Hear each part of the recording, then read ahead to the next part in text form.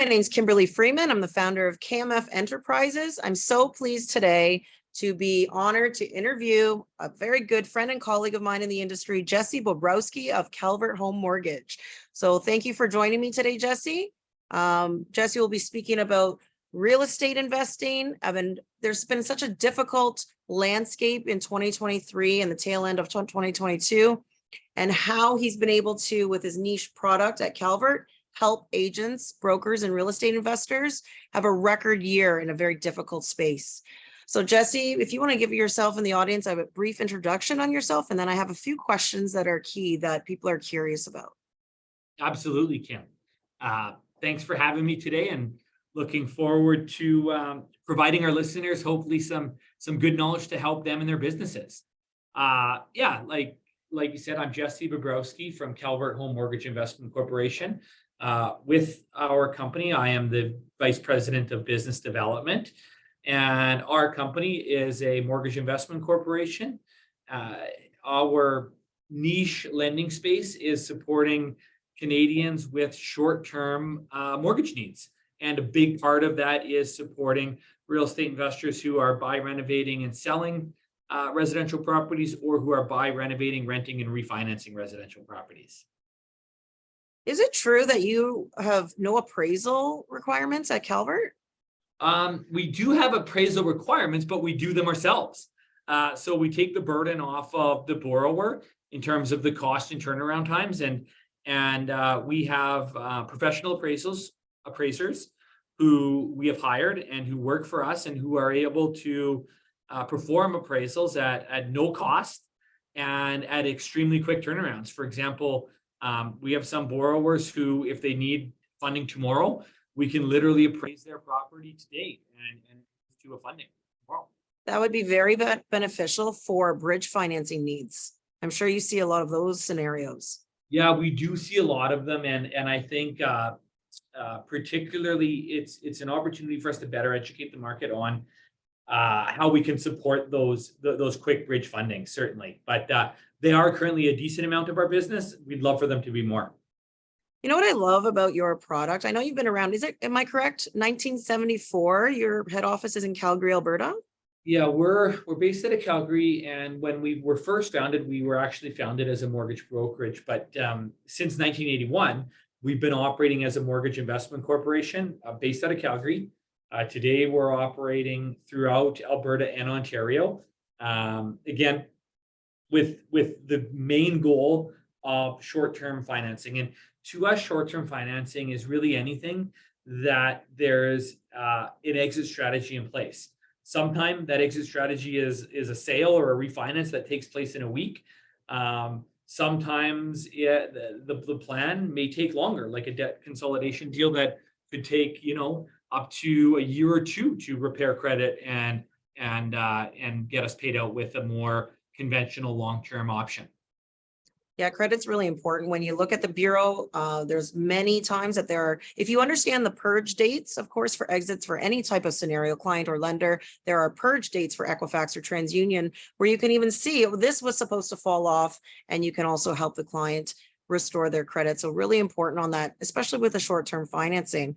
But let's play devil's advocate here. So if your typical client is going to purchase a home, renovate, and say flip, that's the goal, right?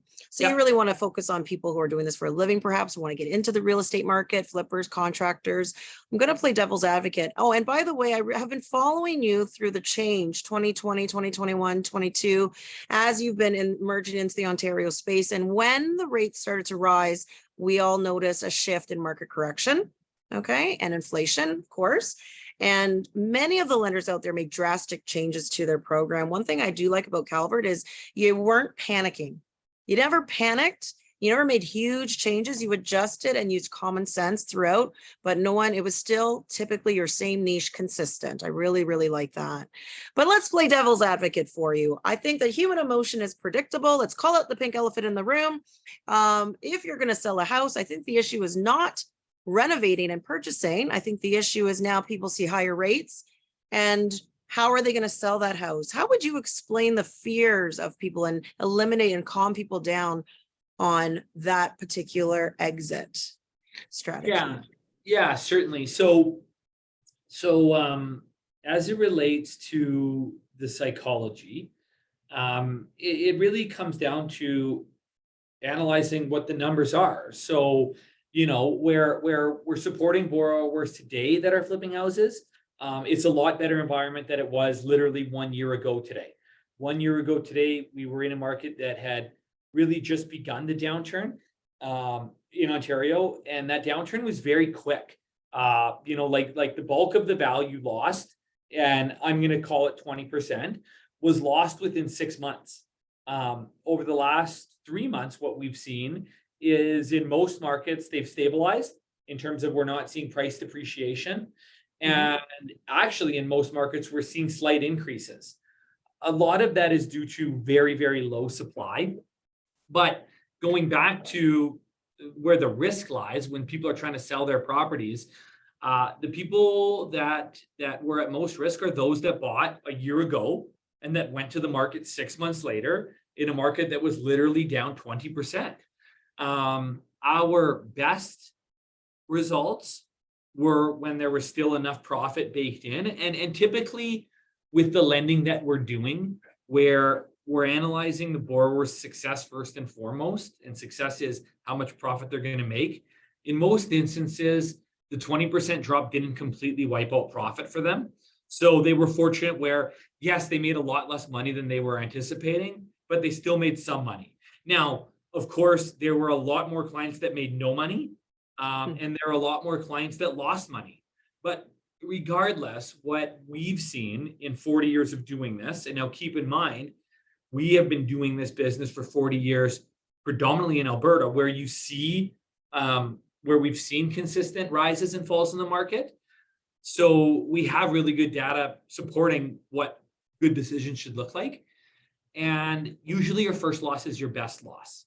So in these instances where, yes, the market was a drag on their ability to profit, it was still the clients who said, okay, address reality. We're in a market that's changed a lot. I'm going to lose some money. I'm going to sell the property and move on. What doesn't work historically for our clients or us in turn is when they say, oh, the market's down, but it's going to come back. I'm going to hold on to this. I'm going to continue to pay you, 8, 9, 10, 11, 12, 13% interest and carry your mortgage until it does. Or I'm going to refinance and hold it. So I'm going to deviate from my plan. That's where we've seen clients suffer more pain than necessary. So it's usually a matter of sticking to your plan and sticking to your numbers. Now, some clients were able to successfully shift plans. So they were able to, maybe they have a property that they were planning to sell, and they've shifted.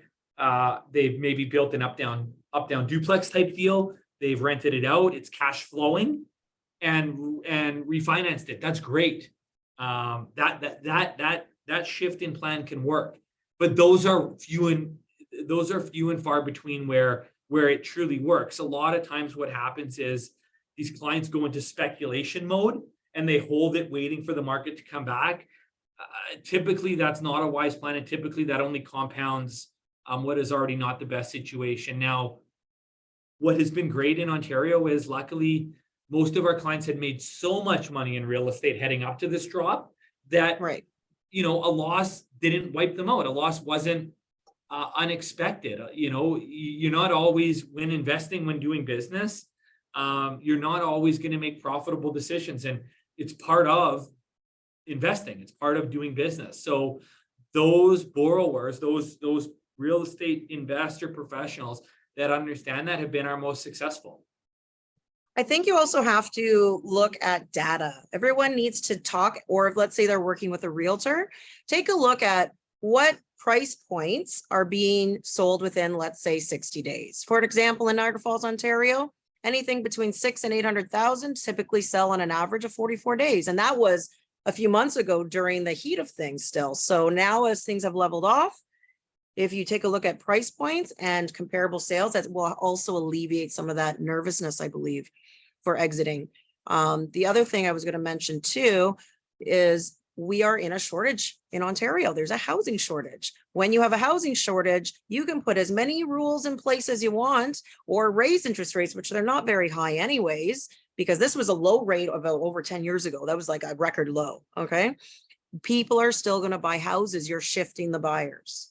That's what you're doing. You're just shifting who's buying that property. But do your due diligence. Can't live in fear. Now, there's another thing. When people know a little bit about something and not a lot about the topic, they just hear the headline, if you know what I mean. So there's been some discussion about capital gains and selling houses and without ownership for the year, within the year.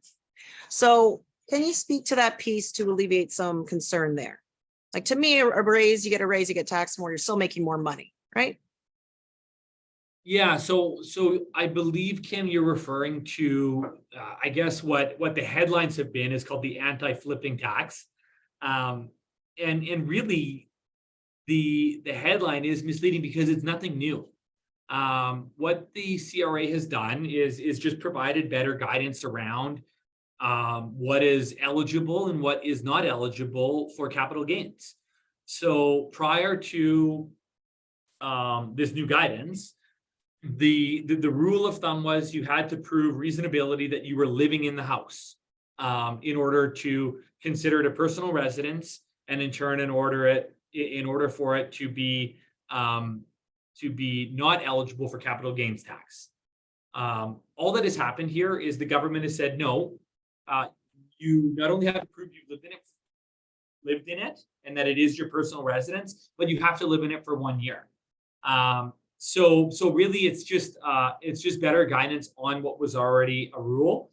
The bulk of basically all of our real estate investors are not using the capital gains loophole to avoid capital gains. Our investors are predominantly borrowing through a corporation, and they're earning corporate income and paying corporate tax on that.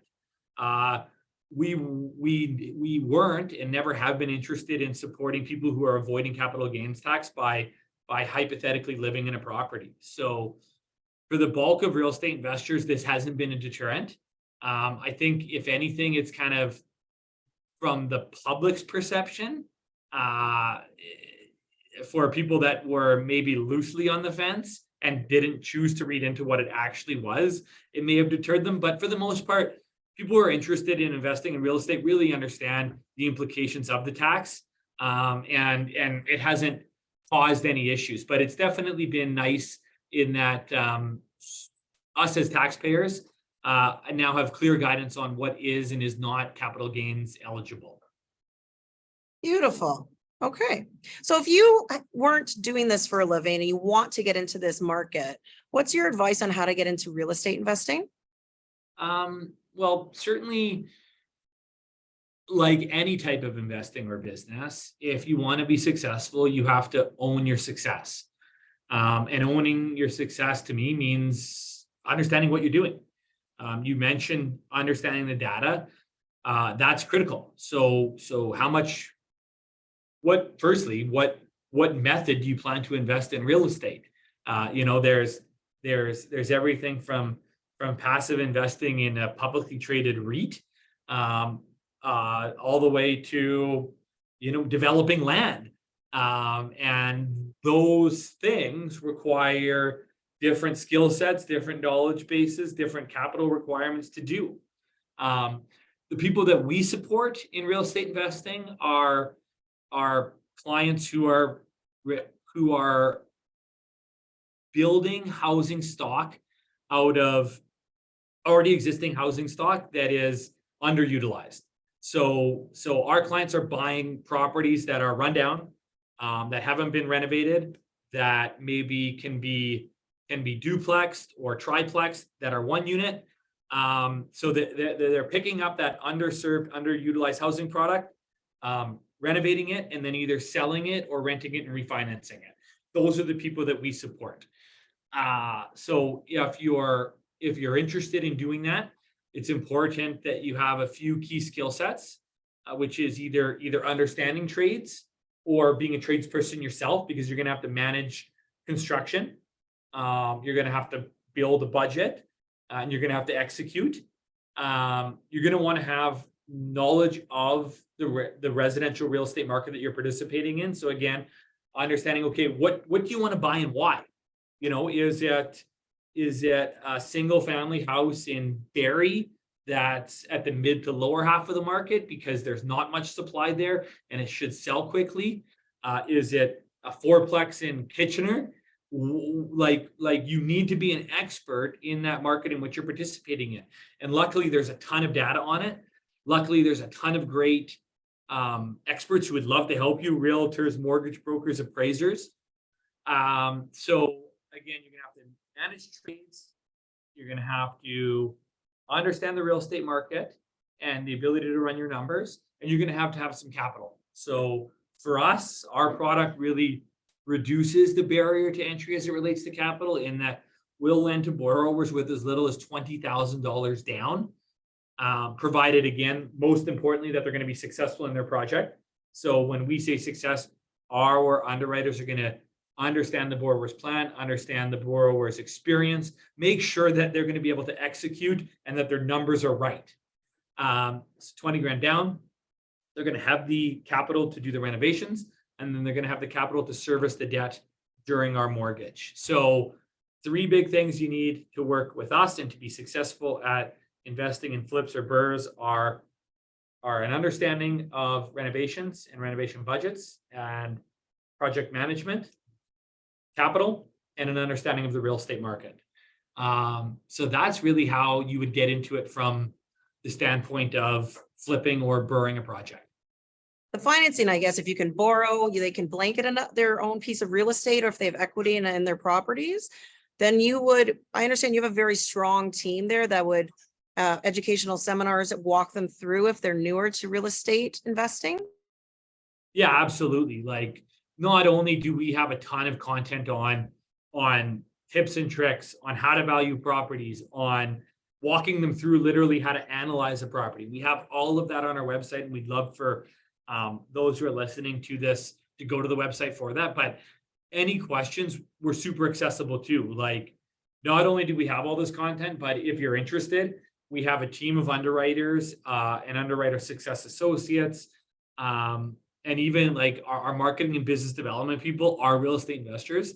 So they're happy to pick up the phone and walk you through that. So yeah, we want to make the process as accessible as possible to Canadians who are interested in it.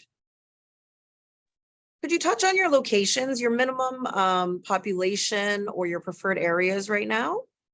Yeah, we love to focus on urban centers, so to speak. And now ideally we want to see people buying in property in locations with more than 50,000 people or 10 kilometers of. The next would be 100,000 people or within 25K of. We will lend in towns of 10,000 people, but they have to be in the town. And the reason for that is from our perspective, the more urban the center, the more people that you'll have interested as buyers or renters for the property, the more data there is to support the values. The more the more rural you go, the smaller town you go, those centers are much more prone to big decreases. Like where we've seen the biggest decreases in Ontario through this downturn have been in rural centers, have been in markets that are away from the urban centers. So because of the population base, when times are bad, those are the properties that have the least amount of buyers interested in them. They have the smallest market. And in some instances, in the really bad instances, there's literally zero market for it. Like, there's a no bid situation, which is really risky. So for those reasons, we like to de-risk our borrowers from doing business in that area.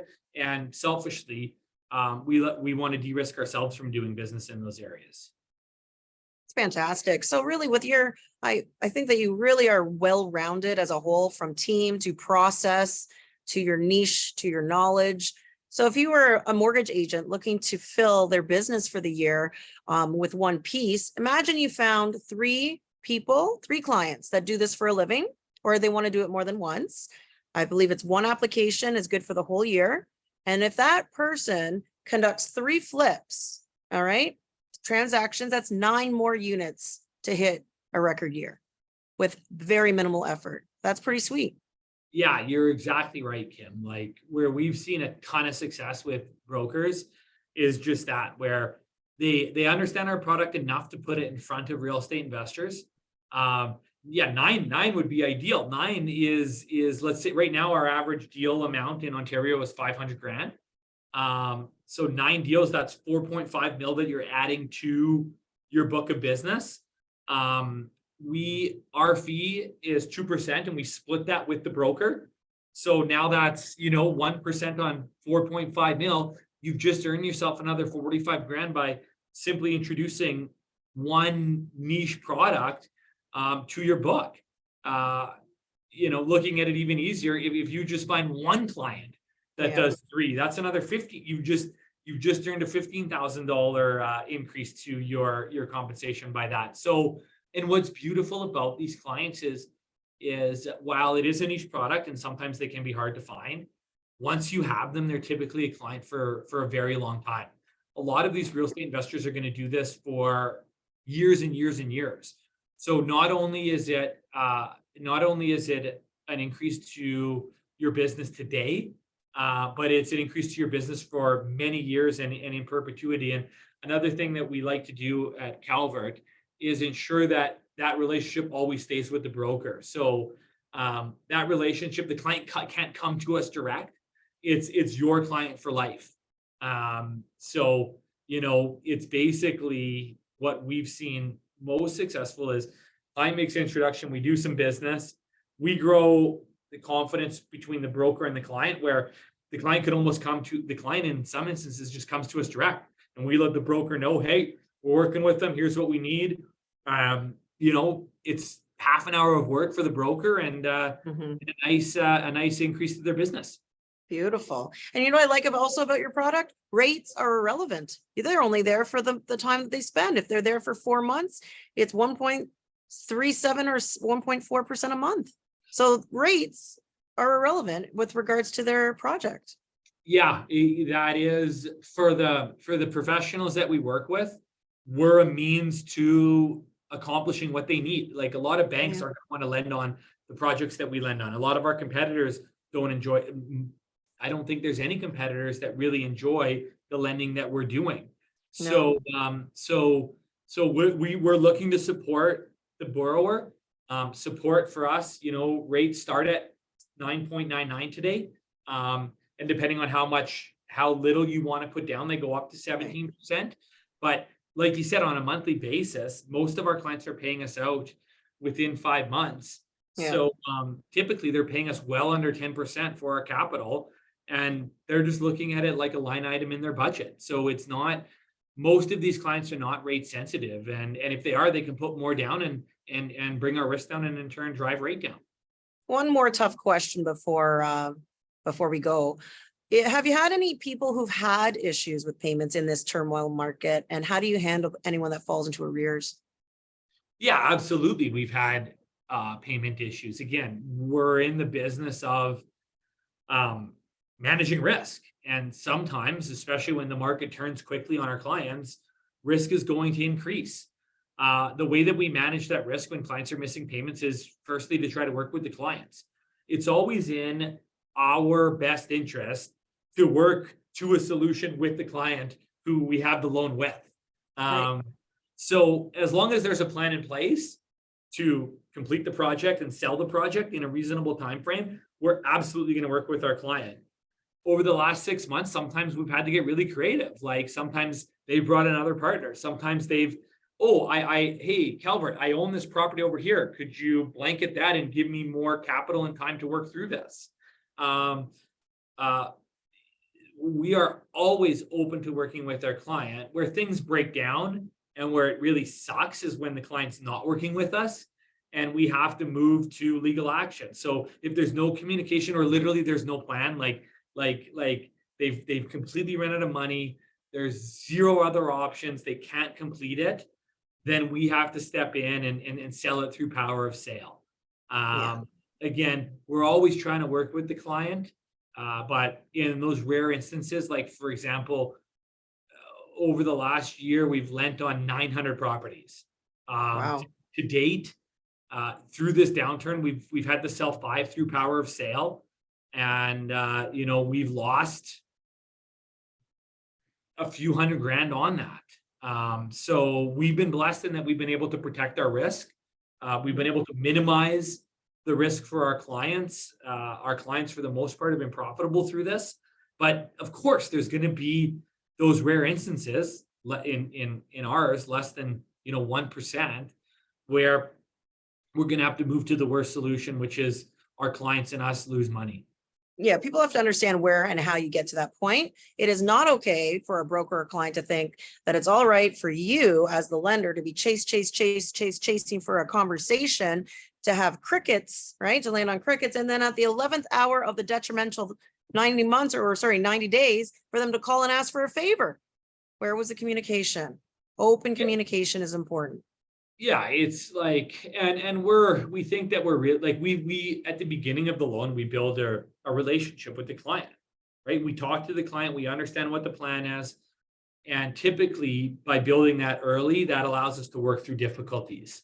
And for the most part, the client's picking up the phone, we're working together.